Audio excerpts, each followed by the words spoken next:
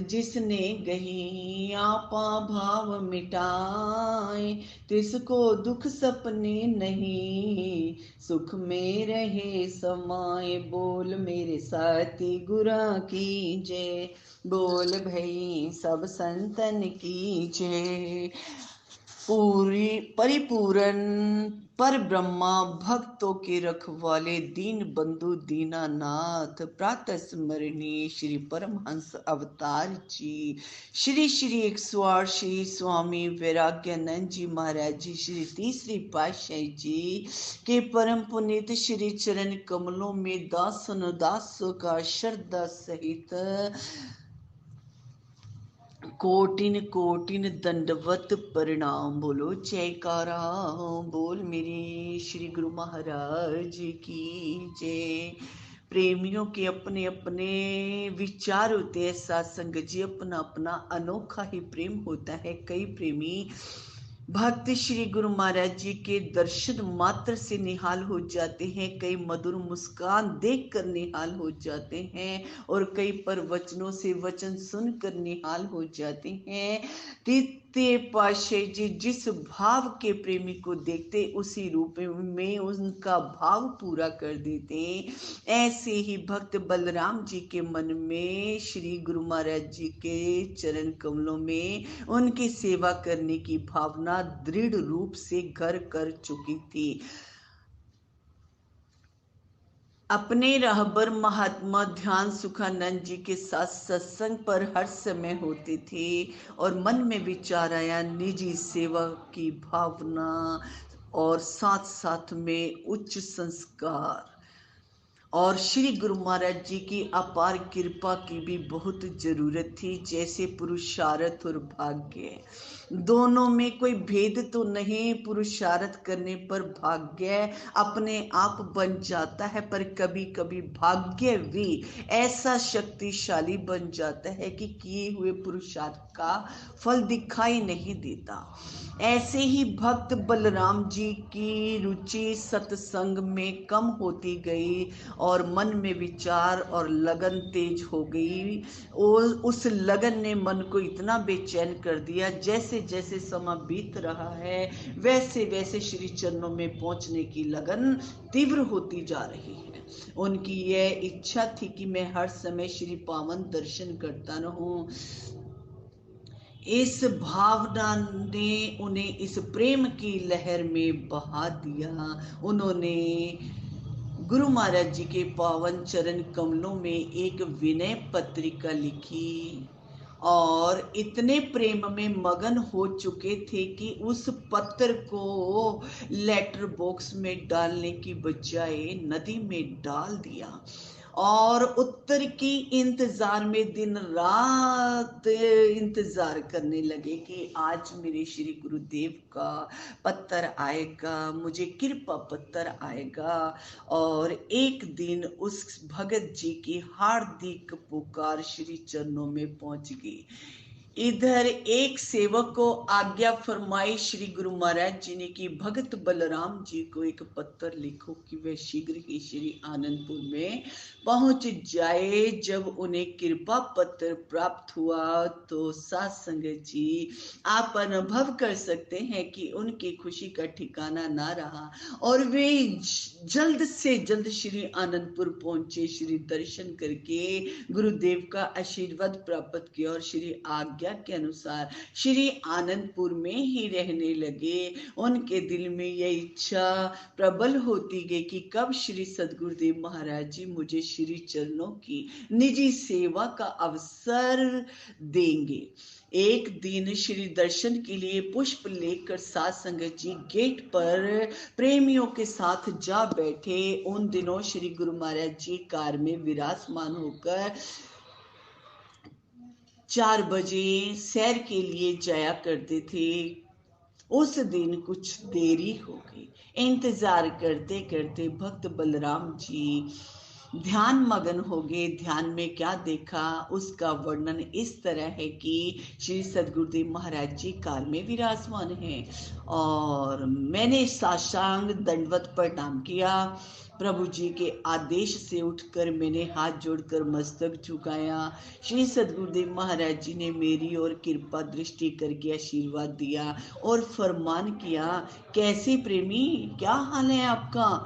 तो मैंने विनय की, मेरी यह तीव्र अभिलाषा है कि मैं आपके श्री चरणों में रहकर आपकी निजी सेवा और आपके श्री दर्शन का लाभ उठा सकूं। तब श्री सद्गुरुदेव महाराज जी कुछ समय के लिए मौन हो गए और फिर फरमान किया, प्रेमी, इस जन्म में तो असंभव है, अगले जन्म में वचन रहा कि तुम्हें यह सौभाग्य अवश्य प्राप्त होगा।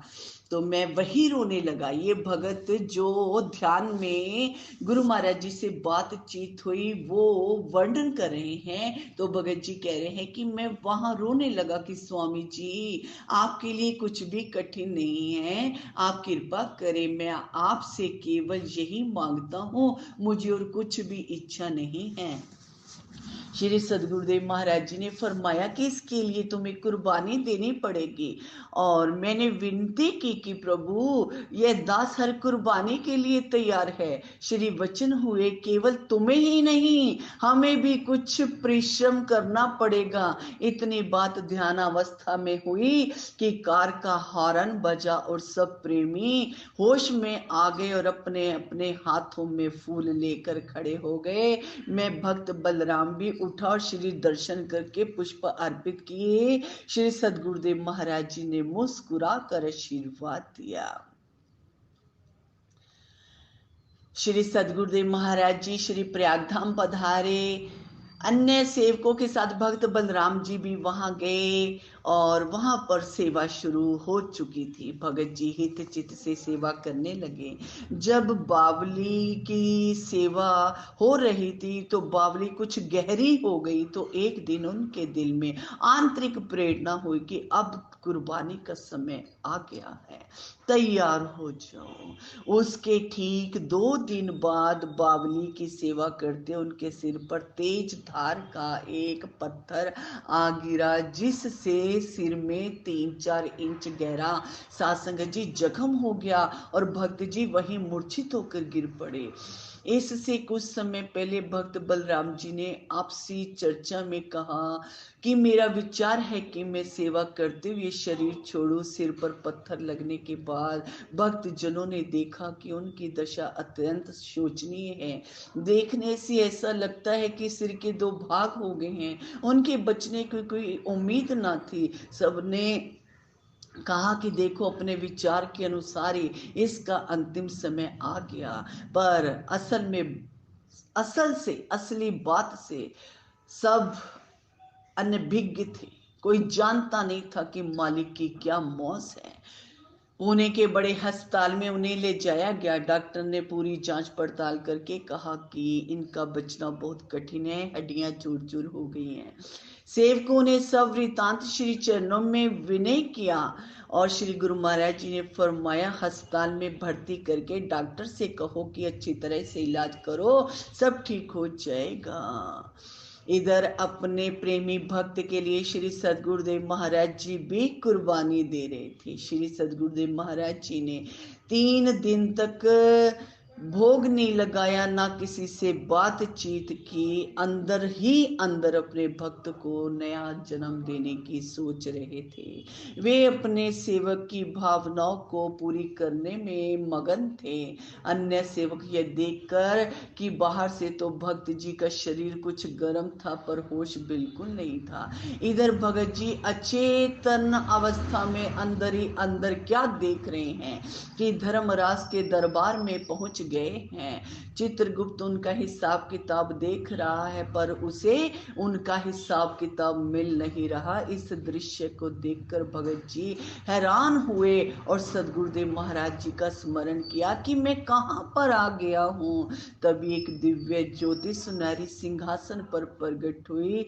धर्मराज और अन्य गुप्तचरों ने उठकर वंदना की। उस दिव्य स्वरूप में श्री सद्गुरुदेव महाराज जी ने फरमाया, यह हमारी रूह है, इसने अभी सेवा करनी है, इसे यहाँ पर क्यों लेकर आए हो। श्री गुरु महाराज जी के वचन सुनकर गुप्तचरों ने क्षमा मांगी। ना जाने वे दिव्य ज्योति भगत जी को साथ लेकर कहाँ चली गई। यह कार्य सिर्फ वहां पर 15 मिनट का था, पर इधर 3 दिन लग गए। इधर भगत जी ने 3 दिन बाद आंख खोली, नाम उपदेश का उच्चारण करते करते करवट बदली। भगत जी अन्य सेवकों के साथ बातें करने लगे। यह देखकर डॉक्टर हैरान रह गए कि इनके तो बचने की कोई आशा ही ना थी। डॉक्टरों ने कहा था कि इनका दूसरा जन्म है। इसके बाद भगत जी के सिर की हड्डियां धीरे धीरे जुड़नी शुरू हो गई।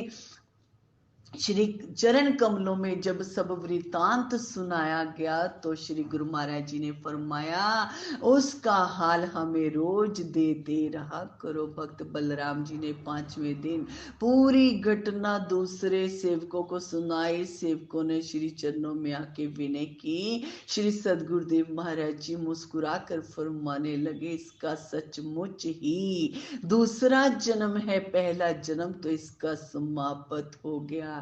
कुछ समय के पश्चात भगत जी बिल्कुल ठीक हो गए और अपनी निजी सेवा पर ध्यान कर भक्त बलराम जी की आंतरिक तीव्र इच्छा को पूरा किया। भक्त वत्सल परमहंस श्री सदगुरुदेव दाता दीन दयाल जी श्री श्री 108 श्री पंचम पातशाही जी महाराज जी ने भक्त बलराम जी को साधु वेश बख्शिश कर इनका नाम महात्मा आत्म निर्लेपानंद जी रखा और ये अंतिम समय तक श्री दरबार की सेवा बड़े उत्साह, प्रेम, श्रद्धा और हित चित्त से करते रहे। कितनी दयालुता होती है महापुरुषों में। वे संसारी जीवों और अपने प्रेमियों के लिए कितने ही कष्ट सहन कर उनकी भावनाओं को पूरा करके उनका कल्याण करते हैं। जिसने भी सच्चे हृदय से सतगुरु के दर पर पुकार की, प्रभु को अपने प्रेम पाश में बांधा, वह पुकार कभी भी खाली नहीं लौटती। इसके लिए जरूरी है अटल श्रद्धा, विश्वास, त्याग और प्रेम की। बोलो जयकारा बोल मेरी श्री गुरु महाराज की जय।